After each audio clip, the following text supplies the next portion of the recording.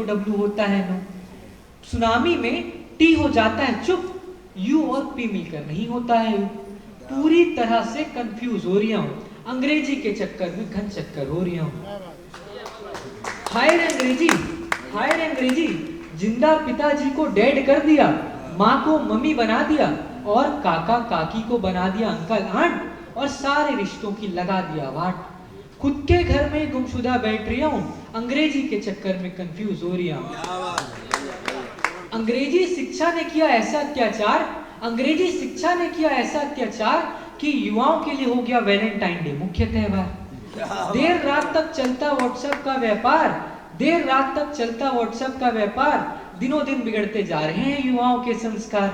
इन्हें मैं पढ़ा लिखा समझूं या समझूं नई पीढ़ी का अनपढ़ गंवार, समझ नहीं पा रही हूं और अंग्रेजी के चक्कर में घन चक्कर हो रही हूं, अंग्रेजी के चक्कर में घन चक्कर हो रही हूं।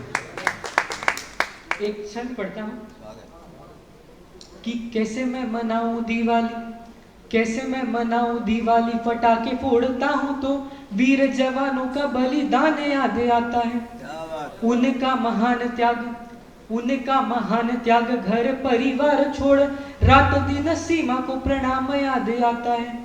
और जो दिखाए आंख, और जो दिखाए आंख, उसे को निकाल लेना, वीर जवानों का शीश दान याद आता है। और तिरंगे की शान में, और तिरंगे की शान में माँ भारती के चरणों में रणबांकुरों का प्राण दान याद आता है, रणबांकुरों का प्राण दान याद आता है।